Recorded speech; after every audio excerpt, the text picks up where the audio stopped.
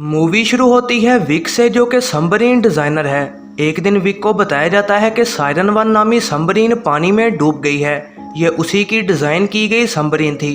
Authorities को लगता है कि एक्सीडेंट सबमरीन के गलत डिज़ाइन की वजह से हुआ, तो इसलिए वो विक और कुछ और साइंटिस्ट को उस सबमरीन को ढूंढने भेजना चाहते हैं। विक नहीं जाना चाहता, लेकिन उसे पता लगता है कि उसमें उसका दोस्त भी था, इसलिए वो फिर जाने को मान जाता है। अथॉरिटीज सायरन 2 सबमरीन में उन्हें सायरन 1 को ढूंढने भेजती है। जब विक वहां जाता है तो कोई भी उसके आने पर खुश नहीं होता, क्योंकि वो सायरन 1 के तबाह होने का जिम्मेदार विक को समझ रहे होते हैं। विक हैरान होता है कि टीम में नीना भी है, जो कि उसकी एक्स वाइफ है। फिर वो सफ़र पर निकल जाते हैं। विक नीना से बात करने की कोशिश करता है, लेकिन वो उस पर ज़्यादा ध्यान नहीं देती। नीना से तभी उसकी बहस शुरू हो जाती है, और इतने में ही एक आदमी आके उसे कुछ प्रॉब्लम सॉल्व करने का कहता है। फिर कैप्टन ऑर्डर देता है कि सबमरीन को और पानी के नीचे ले जाया जाए। वो एक तंग सी जगह से गुजरे होते हैं, और तभी सबमरीन के सोनार सिस्टम में कुछ गड़बड़ महसूस होती है। जब वो इस प्रॉब्लम को ठीक कर रहे होते हैं, सबमरीन पास में मौजूद बर्फ़ से टकरा जाती है, लेकिन वो कैप्टन की मदद से सबमरीन को बचा लेते हैं।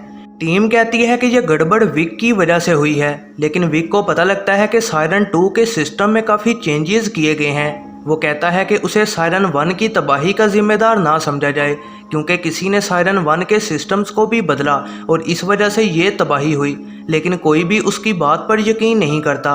विक को कंट्रोल रूम से निकाल दिया जाता है।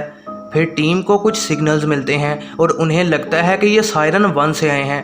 वो सिग्नल के पीछे पीछे जाते हैं और वहाँ वो पानी में किसी किस्म की गास में फंस जाते हैं। नीना एक साइंटिस्ट है और वो हैरान होती है कि यहाँ ये कैसे उग सकती है, क्योंकि इतनी गहराई में फोटोसिंथेसिस नहीं हो सकती।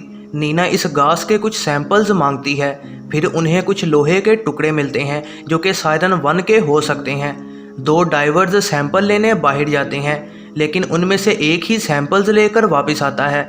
दूसरे पर एक मॉन्स्टर हमला कर देता है जब वो उस लोहे के टुकड़ों की तस्वीर ले रहा होता है। वो मर जाता है, लेकिन किसी को पता नहीं होता वो कैसे मरा। वो उसकी मौत पर दुखी होते हैं, लेकिन अपना सफ़र जारी रखते हैं। नीना देखती है कि यह गास किसी किस्म की पैरासाइट है। अचानक सबमरीन को कोई सफ़ेद ऑब्जेक्ट घेर लेता है। सबमरीन तबाह होने लग जाती है और उन्हें समझ नहीं आ रही होती कि वो कैसे बचें। विक कहता है कि इलेक्ट्रिक शॉक देकर इस समुद्री मॉन्स्टर को भगाया जाए। कैप्टन ये पहले नहीं मानता, क्योंकि इससे सबमरीन की बिजली ख़त्म हो जाएगी, लेकिन मजबूरन उसे ये करना पड़ता है और मॉन्स्टर फिर वहाँ से भाग जाता है। बिजली कम हो चुकी होती है और विक मदद करके सायरन 2 को एक जगह पर लैंड कर देता है। विक से सारे बेहद खुश होते हैं और उस पर भरोसा करने लग जाते हैं। नीना को पता लगता है कि वो गास बेहद स्पीड में बढ़ सकती है और ऑक्सीजन को खाकर खतरनाक गैस छोड़ती है, जिसकी वजह से मछलियां भी मर गई हैं। नीना इस गास से काफ़ी हैरान होती है और फिर सायरन 2 और गहराई में जाने लगती है।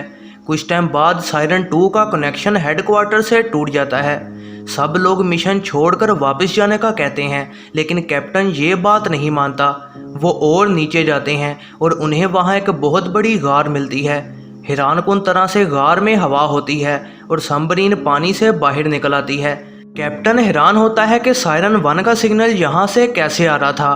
कैप्टन सबको बाहर जाकर चेक करने का कहता है, लेकिन टीम थोड़ी परेशान होती है क्योंकि यह खतरनाक हो सकता है। वो बाहर जाते हैं और वहाँ उन्हें कई अजीब केमिकल्स नज़र आते हैं। फिर लोगों के 2 ग्रुप बना दिए जाते हैं और वो अलग अलग साइड पर जाते हैं। जब वो गार में घूम रहे होते हैं, एक अजीब मॉन्स्टर एक आदमी के जिस्म में घुस जाता है। वो बेहद दर्द में होता है और टीम मेंबर्स उसे मारने लगते हैं ताकि वो इस दर्द से छुटकारा हासिल कर सके। अचानक मॉन्स्टर्स उन पर हमला करने लग जाते हैं और एक एक करके सबको मारने लग जाते हैं। दूसरा ग्रुप सबमरीन को ढूंढने और अंदर जाता है और विक और 3 और साथी भी गार में घूम रहे होते हैं। उन्हें एक लेबॉर्ट्री मिलती है जिसमें कंप्यूटर्स और किसी की लाश मौजूद होती है। फिर वो सबमरीन में वापस आने का फैसला करते हैं। विक 2 सीडीज को लेकर बाकी साथियों के साथ वापस आ जाता है। इसी दौरान सबमरीन में कूलिंग और हीटिंग सिस्टम में मसला आ जाता है।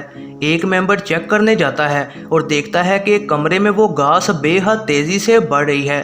वो उसे चेक करता है और तभी गास से अजीब लिक्विड निकलता है और वो फ़ौरन ही मर जाता है।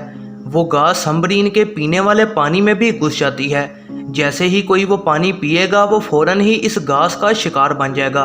एक बावर्ची ने पानी पी लिया होता है और अब वो इन्फेक्टेड है।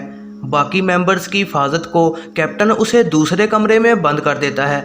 इसी दौरान टीम वापस आ रही होती है और वापस आते दौरान एक और मेंबर एक मॉन्स्टर के हाथों मारा जाता है। सायरन 2 में वापस आने के बाद और सीडीज को देखने के बाद उन्हें सच्चाई का पता लगता है कि ये जगह असल में यूएस आर्मी की सीक्रेट बेस थी जो कि बंद कर दी गई थी और इसमें बायोलॉजिकल हथियारों का टेस्ट किया जाता था। इन साइंटिस्ट ने कई हथियार बनाए लेकिन एक दिन कुछ गड़बड़ हो गई।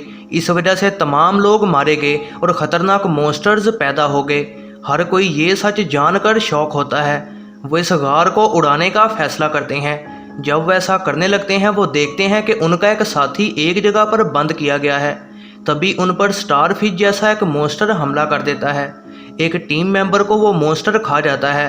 वो उस पर हमला करते हैं और बॉम्ब से उसे उड़ा देते हैं। आखिरकार लेबॉर्ट्री तबाह हो जाती है और इसके बाद विक, नीना और कैप्टन सबमरीन में वापस आ जाते हैं। कमांडर जो कि सबमरीन में होता है मुस्कुराता है जब लेबॉर्ट्री तबाह हो जाती है। वो उन सब को छोड़कर भागना चाहता है। कमांडर ने दरवाज़ा लॉक किया होता है लेकिन विक कामयाबी से अंदर घुस आता है। कमांडर फिर सच बताता है और कहता है कि असल मिशन इन सीडीज़ को हासिल करना और गार को तबाह करना था, इसलिए उसने सबको धोखा देकर यहाँ तक पहुँचाया और वो इसमें कामयाब हुआ। वो फिर उन तीनों को एक कमरे में बंद कर देता है जहाँ पर वही घास होती है। वो उन सबको मारना चाहता है लेकिन विक उन सीडीज़ को छुपा लेता है और सबमरीन की बिजली भी काट देता है। इस वजह से वो अब सबमरीन का इस्तेमाल नहीं कर सकता। विक फिर चालाकी से उसे बुलाता है और कैप्टन उस पर हमला करके उसे एक जगह पर धक्का दे देता है और वो भी मरे हुए बावर्ची की वजह से इन्फेक्टेड हो जाता है। वो फिर वहाँ से भागने लगते हैं लेकिन कैप्टन उनके साथ नहीं आता। वो बताता है कि लड़ते दौरान वो भी इन्फेक्टेड हो चुका है। फिर कैप्टन सबमरीन का सेल्फ डिस्ट्रक्शन सिस्टम एक्टिवेट कर देता है और इस गार और मॉन्स्टर को हमेशा के लिए यहीं पर ख़त्म कर देता है।